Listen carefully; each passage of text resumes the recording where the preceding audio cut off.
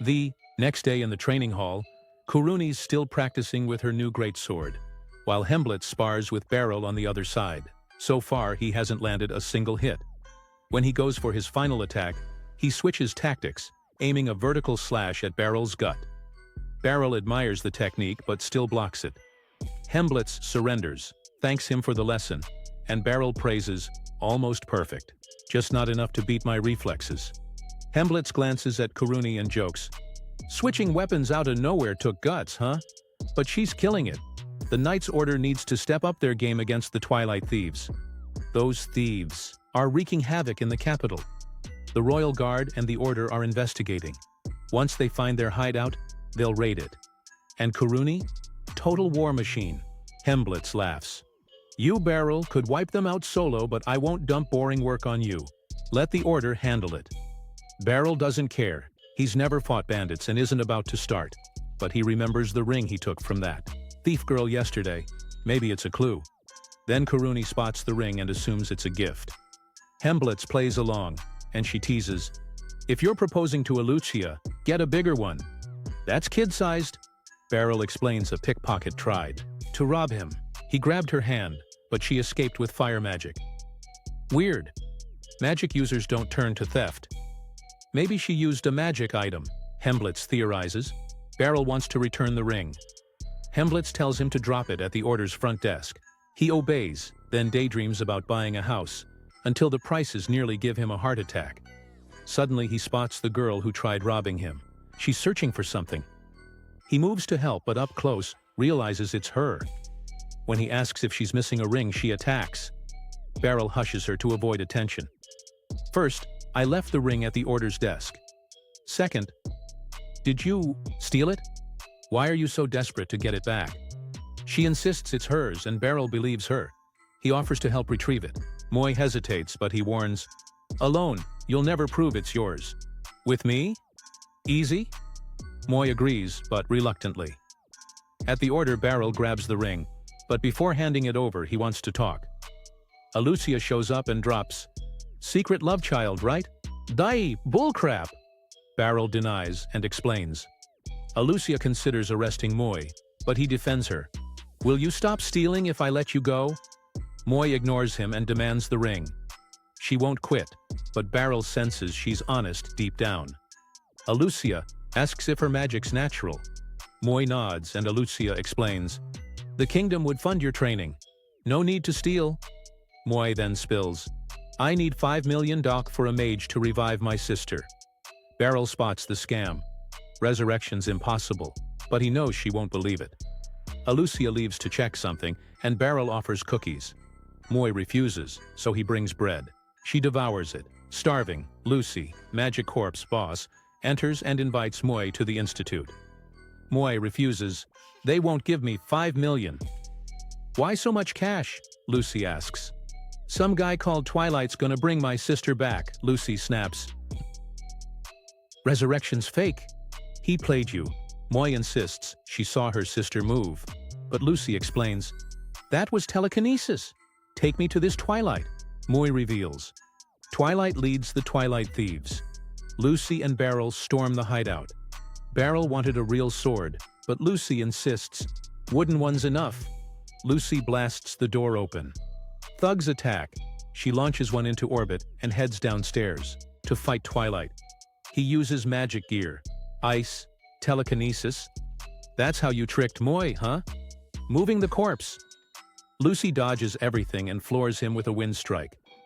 Upstairs, Beryl wrecks thugs with the wooden sword. One curses Moy, so Beryl throat punches him. Again, Lucy returns with Twilight and forces a confession. Moy breaks down. Her sister's gone forever. As they haul the thieves away, a hooded man assassinates Twilight with a magic device. He reports to his boss. Twilight's silenced. The plan's secure. The Pope celebrates. He'll use the corpses Twilight collected to recreate a miracle, and nothing will stop him. Beryl finishes training with his students when Alucia shows up wanting to talk. She reveals the thief Twilight was killed during transport, apparently by a magic device implanted inside him.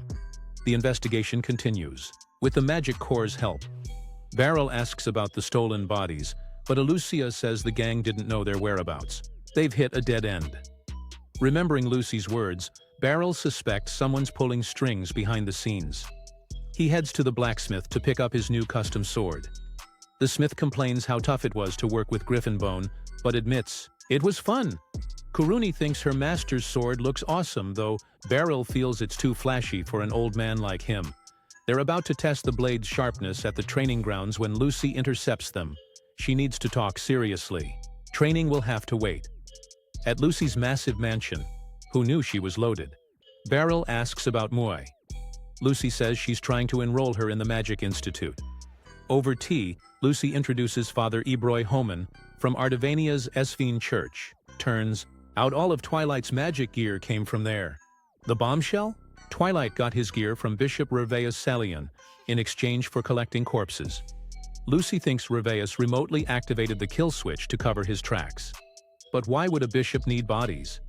Ibroy explains, Reveus seeks the miracle of Esphine, their fancy term for magic, specifically resurrecting the dead.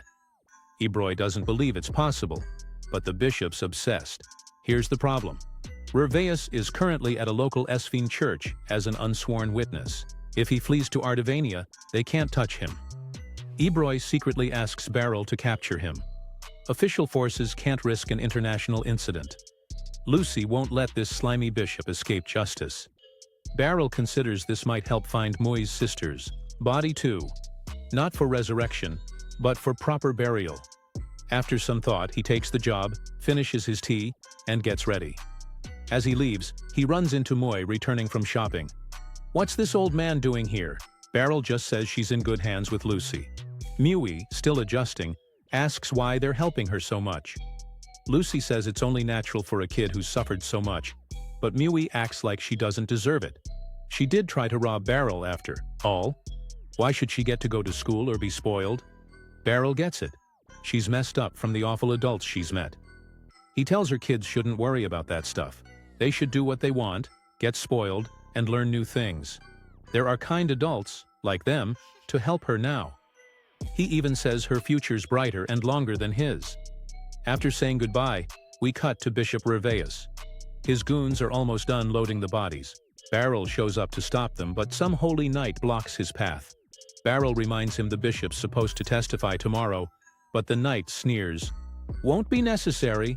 He orders his lackeys to attack Beryl without mercy. They pray for buffs, physical enhancement magic, and rush him. Beryl's worried. It's been ages since he's fought to the death, but he's got no choice. He cuts through one's armor, but more show up, until magic blasts save him. Ficelli and Kuruni crash in, wrecking the useless goons. Beryl notices their buffs are wearing off and pushes toward the bishop. Reveus starts chanting, "Zombie resurrection, magic," and Mui's sister staggers forward. This bastard's definitely hellbound. Beryl's horrified but hacks through the zombies, decapitating them to put them down. When he reaches Mui's sister, he hugs her, apologizes, and ends her suffering. Taking her ring, he cries, "What a cruel way to go." Now the main knight wants smoke. He buffs himself for an epic sword duel. Beryl boasts his strikes are faster than Surena's and stronger than Henblitz's, but the knight slashes his shoulder, proof he's above the trash mobs. Beryl won't quit though. The knight buffs again, cutting himself for power, then attacks too fast to dodge. Beryl takes multiple hits but avoids a killing blow, countering with a fatal strike. Yet the lunatic stands, bleeding everywhere, eyes glowing red. "I'll die if it means the miracle succeeds," he croaks, then drops dead. Beryl's baffled by such insane devotion. Leaving the church, Beryl meets his students and sees they've captured Bishop Reveus Salion. He thanks them for the backup. The bishop sneers that Spur, the holy knight, was honored to die for Esphine. "Arresting me is pointless. The miracle must happen to save the world." Next day, Beryl regrets not bringing Mui's sister's body back. Lucy cheers him up by giving him a house. No more crappy inns. Turns out it's her old place. Inside they find Mui already mopping. Lucy explains she's enrolling at the institute and deciding whether to live with Beryl. She needs a guardian for registration. "It'll be fun. If it sucks, she can crash with me." Lucy praises Barrel's efforts for Mui and her sister, trusting him as a stand-up guy. Mui immediately claims a bedroom. Barrel's glad she's moving forward. 5 days later, Barrel's still adjusting to his sweet new pad. Indoor plumbing? But playing dad to a teen is rough. At breakfast, Barrel. Like the food? Mui. Edible? Barrel. I'll wash your clothes. Mui. I got it. Last time she just splashed water on them. Awkward silence until Mui asks permission to pee. Barrel facepalms. This is your house too. She vows never to ask again. Which totally sounds like future drama. Operation Befriend Mui begins. Step 1. Market kebabs, kuruni, Ficelli's fave. Mui eats it, but stays poker-faced. Step 2. Theater date. They actually chat after. Progress. First day of magic school, Mui insists he doesn't need to come.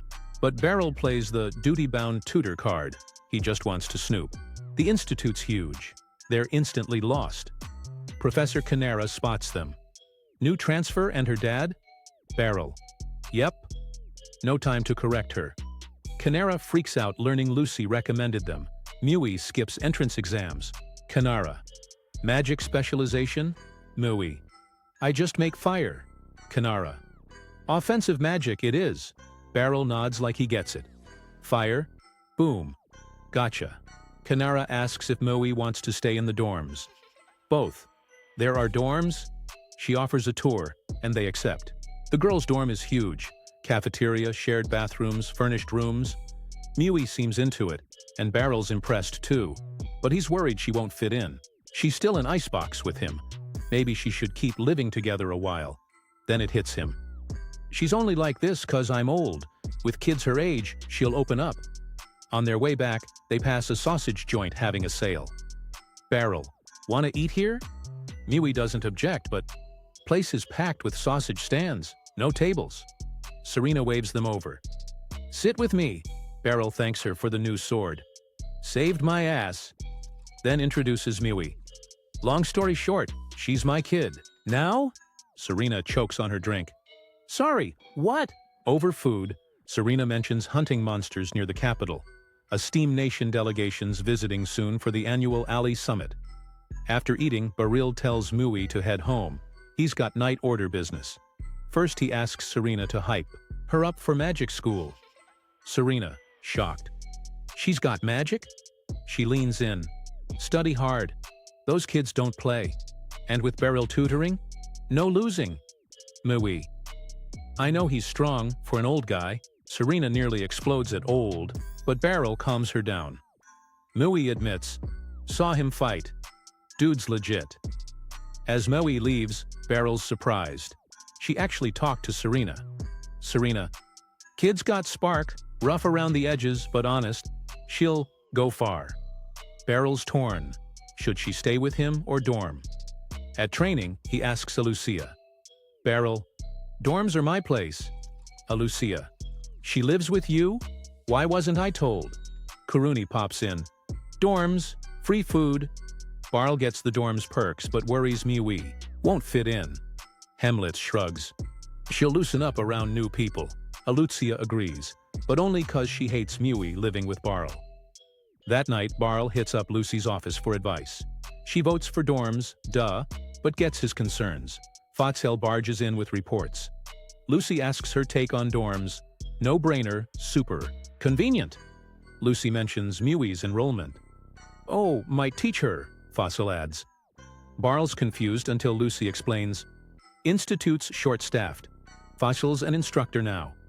Fossil flexes. Barl's proud, but still stuck on Mui's dilemma. He bolts to think. Wants to be the best tutor. Sure, he was stoked she chose to live with him, but saw her eyes light up at the dorms. Decision made. Later, Barl hauls groceries home.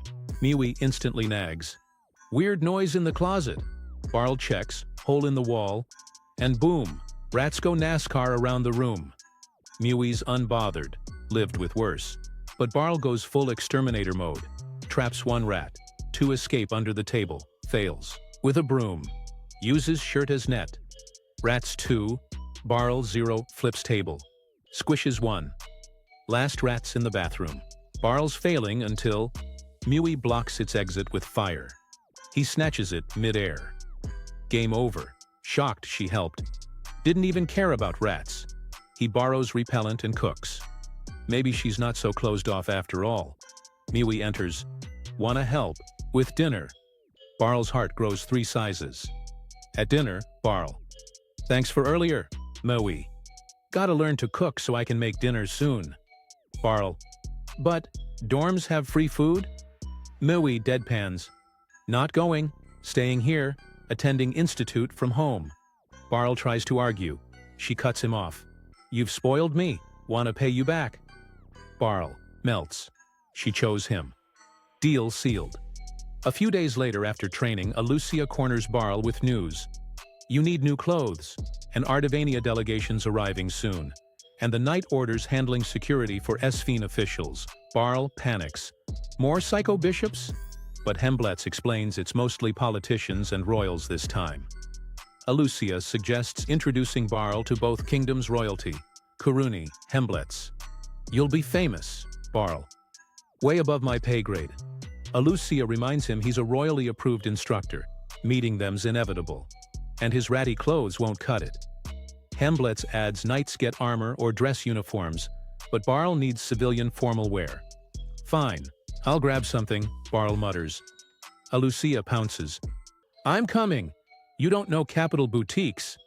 Total lie, she just wants a date. As Alucia leaves, Kuruni whispers to Hemblets. She was way too eager, Hemblets. Just professional concern. Kuruni side-eyes. Uh-huh. At home, Mui shows off a package from Father Ebroy. Frilly dresses as thanks, Mui. These look ridiculous. Barl. Pick some anyway. Over dinner, Barl mentions tomorrow's shopping. Date. Mui smirks. That silver-haired girl clearly wants alone time. I'll pass. Next day, Barl's jaw drops, seeing Alucia out of armor for once. Alucia blushes. Let's just shop. Meanwhile, Kuruni drags Hemblets into stalker mode. Hemblets. You're shameless, Kuruni. You followed me. You're complicit. First store. Barl's drowning in luxury. Alucia picks atrocious outfits. Manager praises a crime against fashion. Barl spots a simple suit and clings to it like a lifeline. Alucia pouts, but agrees to check other stores. Lunch break. Alucia chooses a fancy restaurant. Stalker squad watches her glow across the table. Hemblets teases, if this is a date, what does that make us? Evening. Barl apologizes for circling back to the first store's suit. Alucia smiles. Had fun anyway. As Barl leaves, Alucia stares after him. Until Hemblets ambushes her. So, you like him, huh? Next day, Kuruni apologizes to Hemblets for dragging him into spying. He says he didn't rat her out, making her feel even worse. When Alucia arrives, Hemblets acts normal, but Kuruni's sweating bullets, guilt written all over her face. She slowly backs away, muttering about sword practice. See, yesterday when Hemblets asked Alucia how she really felt about Barl, she'd said, I just want him to be happy. And now Hemblets is stuck decoding what that means. Alucia snaps him out of it. She needs the training hall cleared. Why? I'm challenging Barl to a duel when he gets here. Hemblets is shocked, but Alucia explains. If Barl fights the Knight Commander as an equal, it'll boost his rep. Hemblets agrees. Even losing would prove he's legit. But he nudges. That the only reason? Alucia admits if she wins, she'll confess something to Barl. Then clams up. Cue Kuruni popping out like a meerkat. What'd I miss? Hemblets spills. Duel. Possible confession. Kuruni loses it. It's a love confession. That explains yesterday. They agree Alucia's a catch, but who knows how Barl would react. Enter Barl. Alucia materializes. He's confused. She's usually busy now. Here to train? Here to duel you, she says. Claims she needs real practice before the delegation arrives. They grab training swords. Barl knows his odds are trash, but it's just sparring, right? Alucia warns, they call me lightning for a reason. First strike, Barl blocks. Impressive. But her speed's insane. She unleashes a combo and he barely parries. He notices she's leveled up. All her old tells are gone. Can't just defend, so he attacks. She counters effortlessly, driving him back. Then, bam! Barl grabs her collar and slams her down. Point. Barl, Kuruni. That's cheating, Hemblets. In real fights, there is no cheating, Alucia concedes. Barl says, you fight too honorably. Enemies won't. As Barl leaves for lunch, Kuruni corners Alucia. Were you really gonna confess? Alucia plays dumb. Just wanted him to go clothes shopping again. Kuruni turns tomato red and bolts. Alone, Hemblets asks again. Alucia sighs. I wanted to say, I hope he finds happiness, preferably with me. But if not, that's okay too. That night, Barl tells Moy about the duel, how Alucia's gotten scary strong. Moy smirks. That wasn't training, she's totally into it. Barl cuts her off. Don't say it, she's my student. The age gap's weird. Next day, Mui comes home late from school orientation. Barl's already got dinner ready, even cracked open a cold one for himself. Mui. You really like beer, huh? Barl. Nothing beats winding down with a brew after work. She points out his mug's chipped. Still works, he shrugs. Then he spots her bag. What you got? Turns out the institute gave her a uniform and basic magic textbooks. Library loans, no stains allowed. Barl's proud. Official magic student in days. But then he remembers. Wait, kids there all had backpacks. Mui. Not included, I guess. My tote's fine. Barl. Nope, you're getting a proper backpack before day one. She rolls her eyes, but secretly loves how he cares. Meanwhile at the guild, Serena gets summoned by the master. Megan explains, Platinum-tier adventurers cornered a monster near the capital, but we're not sure we can take it. Master. Wanna help? Serena. I'm not enough for that threat, Solo. Knock knock. Someone's looking for her. Across town, Barl finds a decent backpack shop and walks in. Problem is, he's got no clue what Mui would like. The owner spots his confusion. Need help? School. Backpack, Barl mumbles. Ah, kid starting at Magic Institute? The owner guesses. Barl nods, and the guy shows him the hottest models at the institute. Perfect. Barl grabs one. I'll take it. Then the bomb drops. 95,000 DAC. Barl's frozen. That's like 3 months' rent. Owner's not scamming him. This is imported Solura leather, top quality. Offers cheaper options, but the budget ones look sad. In the end, Barl leaves empty-handed. Yeah, he's got cash from night jobs now, but what about next month? Gotta save for Mui's future. Still, she deserves a decent backpack. Guess I need a side hustle. On his way home, he bumps into Serena looking stressed. What's up? She explains. Got stuck with a sketchy mission. Need backup. Barl hesitates. If Serena's worried, how could he help? Then, she drops, it's paid work. I'm in. Priorities. Next day, they're riding a cart to the mission site. Barl double-checks. So we just bag one specific horse alive? Yep. Royal gift for Sven's delegation, Serena confirms. Turns out Liberian. Royalty commissioned this, hence why Serena couldn't refuse. They arrive to find the scout team. Status? Serena asks. Perimeter's secure, the guy reports. Scout. Horse is still in the forest, just dodged all our traps. No clue where, though. Serena nods and sends the adventurers to guard the perimeter while she and Barl track it down. Gear. Ready. They enter the woods. Serena describes their target. Pure white, silver mane. Ultra rare and expensive. Barl's hunted pests before, but live capture? That's new. And this runner already outsmarted platinum-tier adventurers. They find hoof prints near water. Smart beast won't return, though. It'll hit the next watering hole when thirsty, Barl predicts. En route, Serena asks about living with Mui. Barl admits it's better, though he never knows what she's thinking. Serena's surprised. He handles dojo kids fine. Training brats and being a dad are totally different, he grumbles. At the watering hole, Serena explains the plan. She'll sneak behind, shoot a cloth-tipped arrow, no scars. Spooked horse charges forward, right into Barl's net. Execution time. The horse appears, breathtakingly majestic. Barl gapes. Serena fires, horse bolts as predicted, then leaps over Barl. Like it's nothing. After it, Serena yells. Barl somehow outruns a galloping horse and swings his net, misses. In desperation, he jumps on its back, immediately eats dirt. The horse stares judgmentally as he faceplants. Serena tries lassoing it, dodges again, and vanishes, cornered. At the cliff, Serena tries scaring the horse toward Barl, but the damn thing jumps onto a rock pillar instead, looking smug as hell. Then disaster. The pillar starts crumbling. Barl dives after it. They both tumble into the valley below. The horse panics, but Barl calms it. Relax, we're stuck. Not capturing you now. Climbing back up? Impossible. Solution time. River's too dangerous to swim. So Barl chops down a tree for a bridge. The horse actually gets it and follows calmly. Halfway across, Barl slips. Horse grabs him by the collar like, "Dumbass!" When Serena finds them, no capture needed. Anymore. Back in town, the guildmaster loses his mind thanking Barl. Missions like this make our reputation. Payday secured.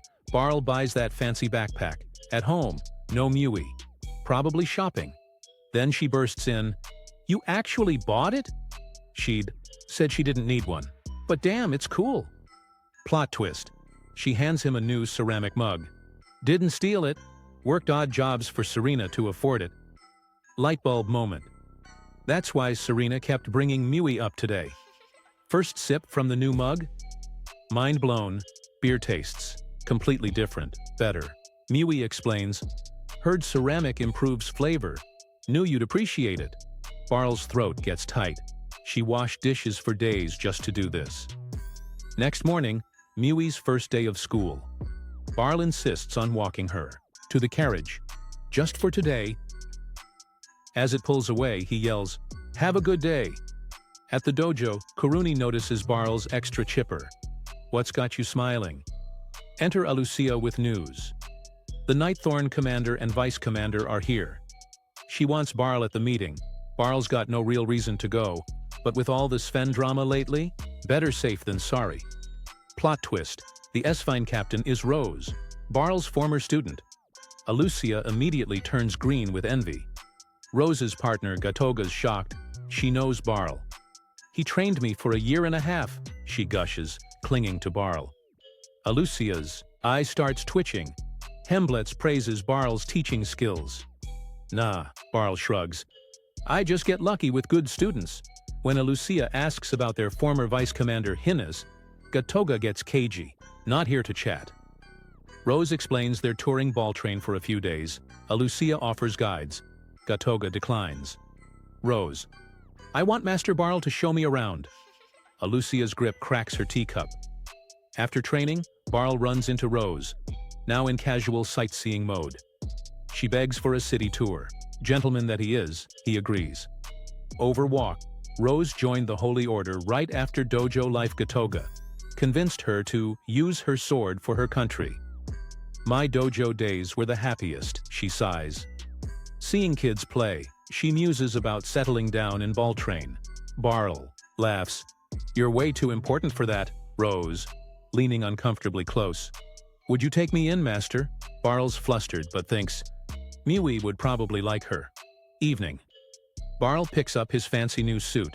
95k day CL down the drain. Miwi's cooking when he struts in. Barl. "Well, how do I look?" Miwi. "It's clothes?" His heart breaks. She prefers his normal outfit anyway. Over dinner, Mui vents about school. Got dragged to library. Books thicker than Bibles. Forced into music class, can't understand half the magic terms. "You've read lots, right? Teach me." Barl's thrilled to help his daughter with homework. Next day, Alucia briefs Knights about the S-Fine Prince's 3-day visit. Team 1, Alucia, Hemblitz, Barl. Royal bodyguards.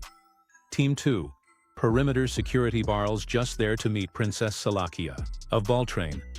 She recognizes him. "Alucia talks about you non-stop. I trust her judgment." Enter the Ardavanian prince, laying on the charm, thick. Tour time. Security set up. Barl rides alone in a decoy carriage. Rose tries to join him. "Nah, I'm good. First stop. Jewelry shop, because royals got a royal. Prince thinks a necklace would look divine on Salakia. Outside, crowds swarm. Barl's spider sense tingles. Gatoga warns the prince. No more unplanned stops. At the castle, Barl pulls Lucia aside. Someone in the crowd had murder eyes. Hemblet's bolts to reorganize security. Theater scene. Royals enter to applause suspect. Dude approaches, boom! Masked assassins rappel from buildings. Smoke bombs everywhere. Poison blades confirmed. Barl eats a kicked block that still hurts. Hemblitz wrecks one blindfolded.